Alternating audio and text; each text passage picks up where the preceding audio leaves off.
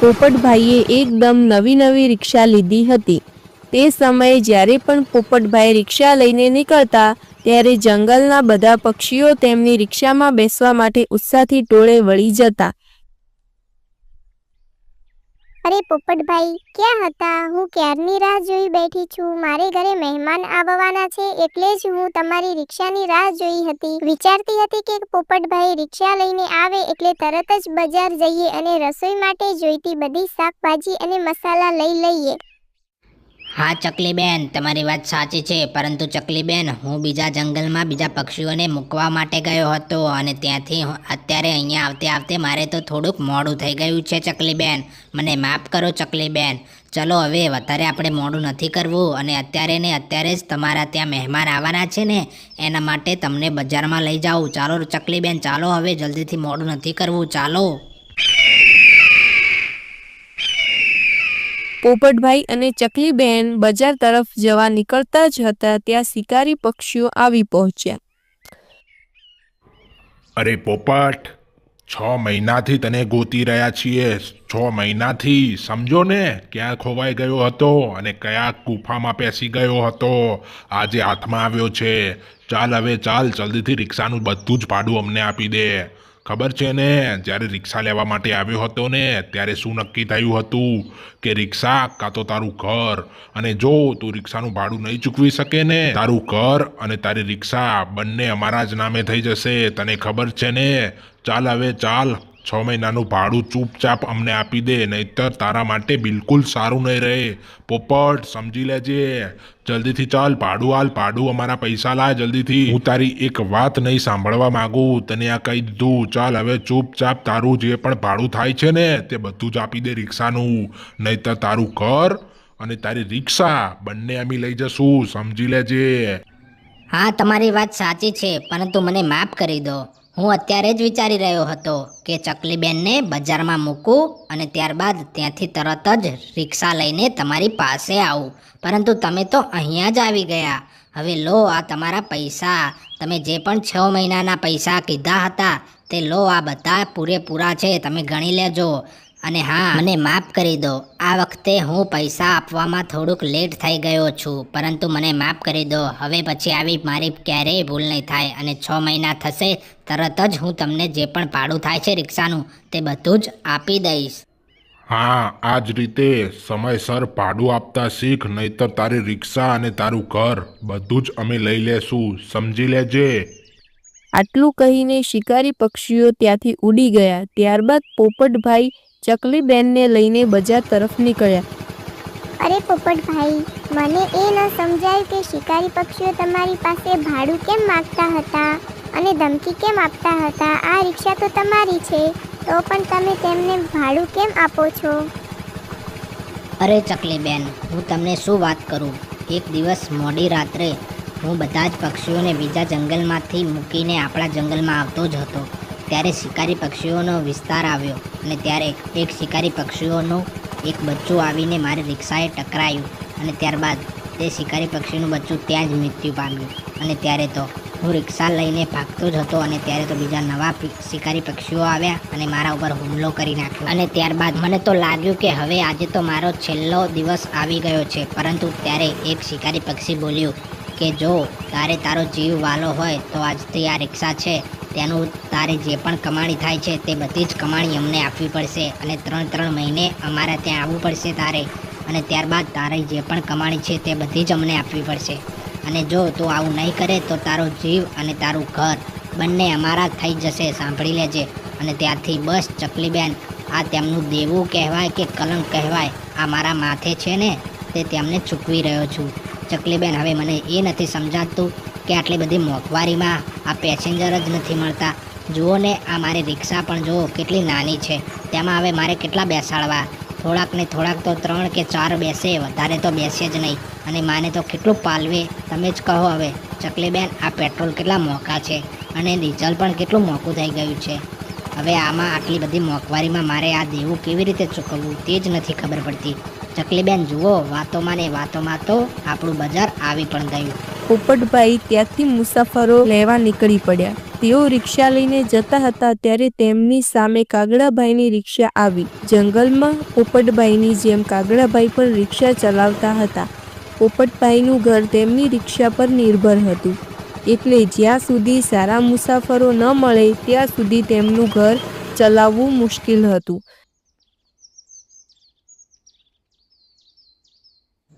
અરે મીનુ માસી, ચાલો ચાલો જલ્દીથી બેસી જાઓ, મારી રિક્ષા આવી ગઈ છે. બોલો બોલો, તમારે ક્યાં જવું છે? અરે પોપટભાઈ, અમે તો બજારમાં આવ્યા હતા, અમારે થોડુંક કામ હતું એટલે, અને હવે અમને બજારમાં તો રિક્ષાઓ મળી નહીં એટલે આ બાજુ આવી ગયા, અને આ બાજુ તમે મને મળી ગયા. હવે ચાલો, હવે જલ્દીથી, અમારે તો મોડું થાય છે, અમારે ત્રણેયને તો ઘરે જવાનું છે. ચાલો ચાલો પોપટભાઈ, હવે અમને ત્રણેયને જંગલમાં લઈ લો. અરે મીનુ માસી, તમારી વાત સાચી છે, પરંતુ મીનુ માસી, મારી રિક્ષામાં તો 2 પક્ષીઓ જઈ શકે તેટલી જગ્યા છે. હવે તમે 2 જણા કોણ આવશો તે નક્કી કરો. એક જણાને અહીંયા જ રહેવું પડશે, કેમ કે મારી રિક્ષામાં તમે ત્રણે સાથે આવી જાઓ એટલી બધી જગ્યા નથી. હવે હું શું કરું? તમે 3માંથી કોણ અહીંયા રહેવાનું નક્કી કરે છે તે જાણી લો. અરે મારે તો આવવું જ પડશે ઘરે, કેમ કે મારે અહીંયા નથી રહેવું અને મારે તો ઘણું બધું મોડું થઈ ગયું છે, એટલા માટે મારે તો અત્યારે ને અત્યારે જ આવવું પડશે. મીનુ માસી, તમે બંનેમાંથી નક્કી કરી લો કે કોણ અહીંયા રહેશે. કુંવરભાઈ, મારે પણ ઘણું બધું મોડું થઈ ગયું છે, એટલા માટે હવે ઘરે જઈને હજુ તો રસોઈ પણ બનાવવાની છે, એટલા માટે મારે અત્યારે ને અત્યારે ઘરે જવું જરૂરી છે. કબૂતરભાઈ, તમે અહીંયા રોકાઓ, હું અને કુંવરભાઈ બંને અત્યારે પોપટભાઈની રિક્ષામાં ઘરે જઈએ. ઠીક છે મીનુ માસી, તમે બંને જાઓ, હું અહીંયા જઉં છું અને બીજી રિક્ષા આવે એટલે તેમાં આવું છું. તમે સુખ શાંતિથી ઘરે પહોંચો.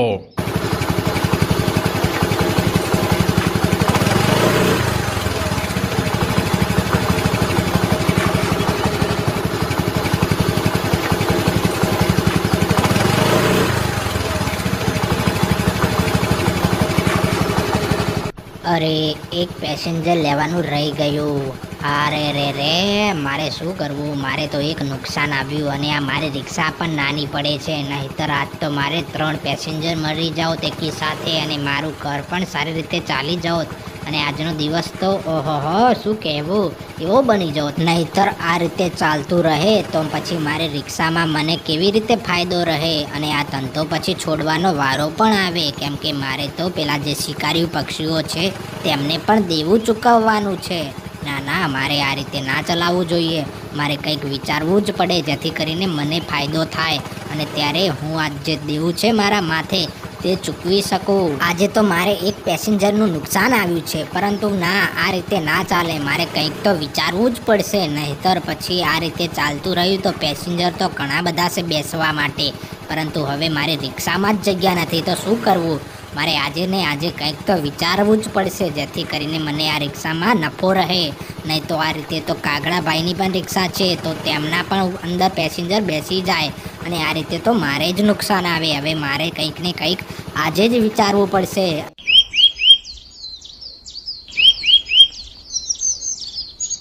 બીજા દિવસે પોપટભાઈ એક એવી નવી રિક્ષા લઈને આવ્યા જે સામાન્ય રિક્ષા કરતાં ઘણી મોટી અને ખાસ હતી.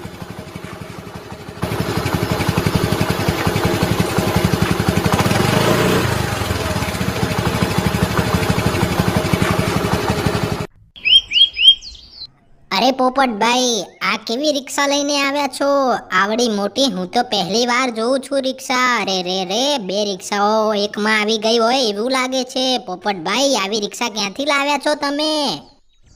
અરે મીનુ માસી, આ રિક્ષા મેં જાતે જ બનાવી છે, અને આ રિક્ષા બનાવવાનો વિચાર મને કાલે આવ્યો જ્યારે કબૂતરભાઈને આપણે મૂકીને આવ્યા ને ત્યારે, કેમ કે મારા જ રિક્ષામાં જો પેસેન્જર ઓછા મળશે તો મને કેવી રીતે પાલવે, એટલા માટે મેં આ રિક્ષા મારી જાતે જ બનાવી દીધી છે, અને હવે તો આ રિક્ષામાં ઘણા બધા પેસેન્જર બેસી શકે. હવે તમારે બિલકુલ ચિંતા કરવાની જરૂર નથી, કેમ કે હવે તમે ગમે એટલા હશો સાથે જ એક બીજી જગ્યાએ જઈ શકશો, અને આ રિક્ષા પણ તમારી માટે ખાસ જ બનાવવામાં આવી છે. તો મીનુ માસી, તમને કેવી લાગી મારી આ રિક્ષા?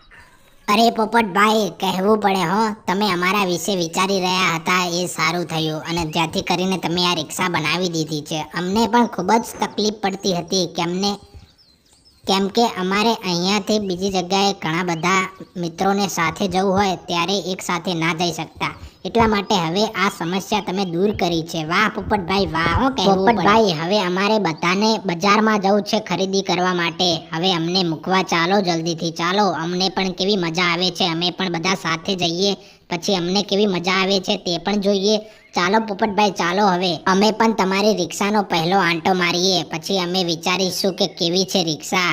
શું ખરેખર આ રિક્ષાની પ્રશંસા કરે એવી છે કે પછી જે તમારી પહેલા રિક્ષા હતી એવી છે, અમને અત્યારે જ ખબર પડી જશે. ચાલો પોપટભાઈ ચાલો, હવે બજારમાં જઈએ પછી ખબર પડે. આ નવીનતા જોઈને બધા પક્ષીઓ હવે કાગડાભાઈની રિક્ષાને બદલે પોપટભાઈની રિક્ષામાં બેસવા લાગ્યા. પરિણામે કાગડાનો ધંધો મંદો થઈ ગયો. અરે આ પોપટનું તો કંઈક કરવું પડશે, કેમ કે આ રિક્ષા કેવડી મોટી લઈને આવ્યો છે. આના કારણે તો હવે જંગલમાં મારે કેવી રીતે પૈસા કમાવવા? અરે આ પોપટને રોકવો પડશે, નહીતર મારે આ ધંધો છોડવાનો વારો આવશે. આ પોપટ અત્યારે જો પેસેન્જર મૂકીને આવે ને અહીંયા, એવી તરત જ તેના મોઢા ઉપર કહી દઉં કે આ રિક્ષા હવે નહીં ચાલે તારે. આવું કરીશ તો પછી મારે ધંધો કેવી રીતે કરવાનો? આ રીતે મારે કહેવું જોઈએ, નહીતર પછી મારે આ ધંધામાંથી નીકળી જવાનો વારો આવશે. અરે કાગડાભાઈ, શું એકલા એકલા બોલી રહ્યા છો?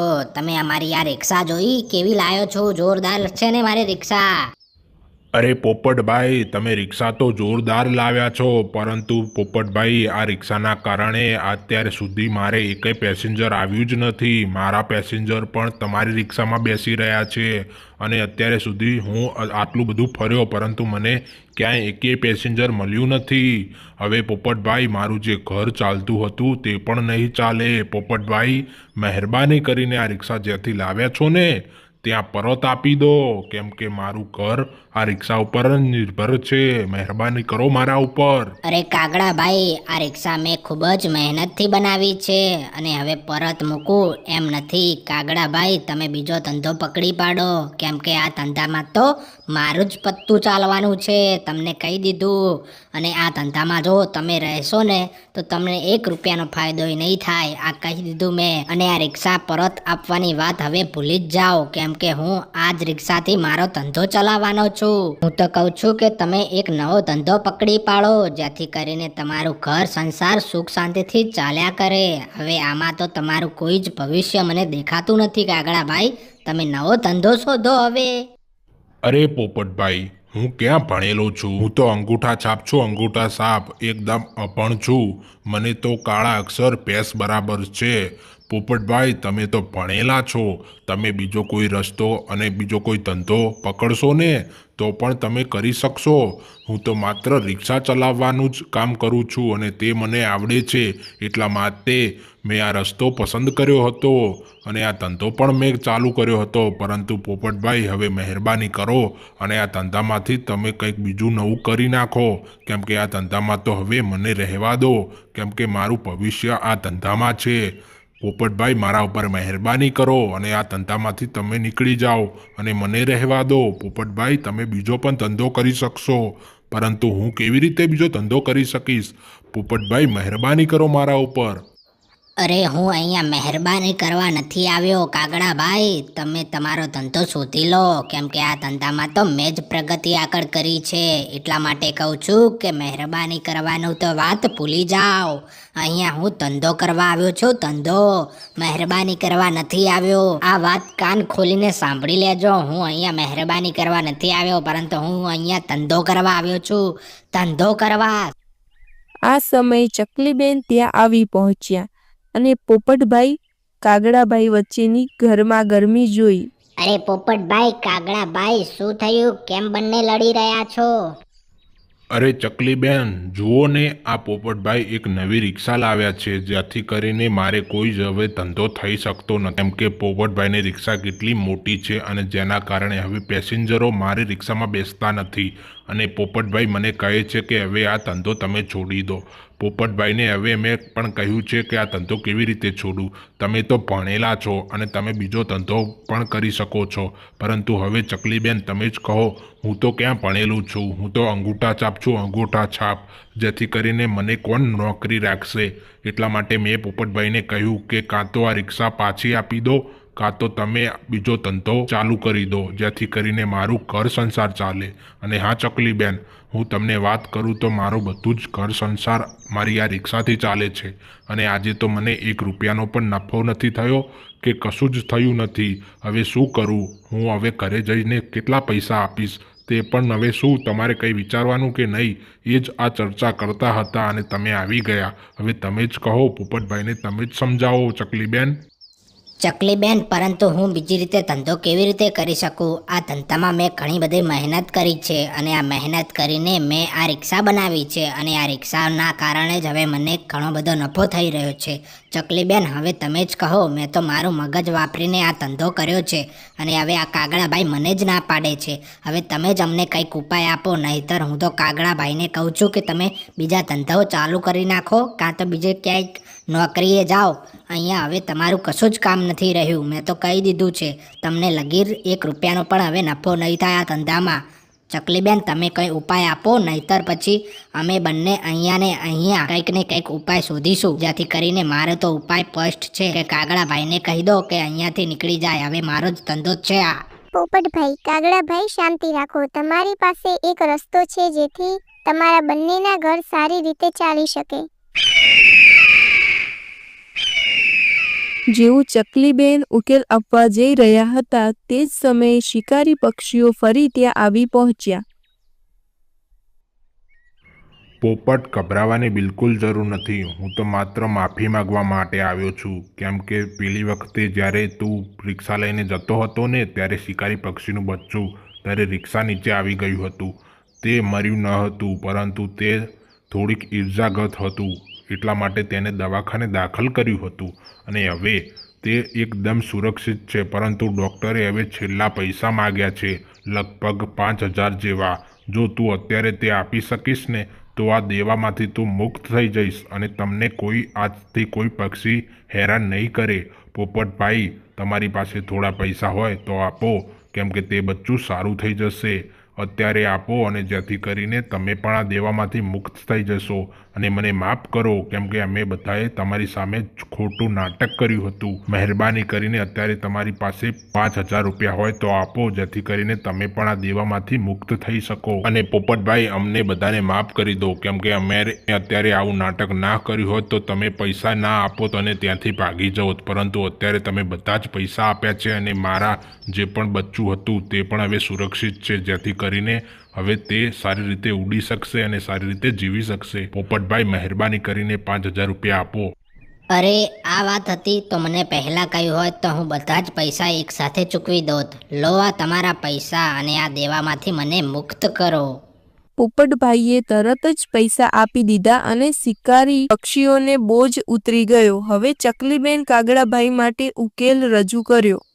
પોપટભાઈ, તમે કહેતા હતા કે તમને નવી રિક્ષા ચલાવવા કોઈ પક્ષી નથી મળતો અને કાગડાભાઈને રિક્ષા ચલાવતા સિવાય બીજું કંઈ આવડતું નથી. તો જુઓ, તમે જે નવી રિક્ષા બનાવી છે તે કાગડાભાઈને ચલાવવા માટે આપો અને તેમને નોકરી ઉપર ત્યાં તમારા પાસે સારો પગાર આપો. કાગડાભાઈ તમારી રિક્ષા ચલાવીને પોતાનું ઘર ચલાવશે અને પોપટભાઈ તમે બીજી નવી રિક્ષા બનાવીને જાતે ચલાવજો, અથવા કોઈ બેરોજગાર પક્ષીને નોકરી પર રાખી શકો છો. આમ તમારો ધંધો બમણો થશે અને જંગલમાં બેરોજગારી પણ દૂર થશે. હા ચકલીબેન, આ ખૂબ જ સારો વિચાર છે. આ જ કરવું પડશે. કાગડાભાઈ, તમારે મારા ત્યાં નોકરી રહેવું છે. હું તમને 1 મહિનાનો 30,000 પગાર આપીશ.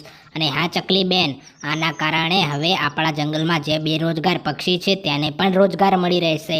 વાહ ચકલીબેન, વાહ હો! તમારા કારણે એક સારો બેરોજગાર પક્ષીને એક રોજગાર મળી ગયો.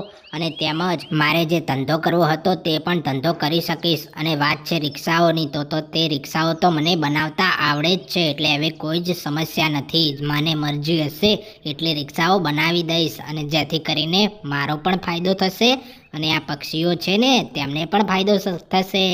હવે કાગડાભાઈ બોલો, તમને મંજૂર છે કે નહીં? હા, મને તો મંજૂર જ છે. હું તો ક્યારનોય શોધતો હતો કે મને આમાં કંઈક નોકરી મળી જાય તો મારો ઘર સંસાર ચાલે, પરંતુ ચકલીબેને તો એક મોટી સમસ્યાનો હલ કરી નાખ્યો. વાહ ચકલીબેન વાહ! પોપટભાઈ, હું કાલ સવારથી જ તમારા ત્યાં નોકરી આવી જઈશ. કાગડાભાઈને રોજગાર મળ્યો. પોપટભાઈનો ધંધો પણ બમણો થયો. જંગલમાં ઘણા બેરોજગાર પક્ષીઓને પણ રોજગાર મળ્યો અને ફરી એકવાર જંગલ હરિયાળું અને ખિલખિલાટથી ગુંજવા લાગ્યું. બધા પક્ષીઓ સુખ શાંતિથી રહેવા લાગ્યા.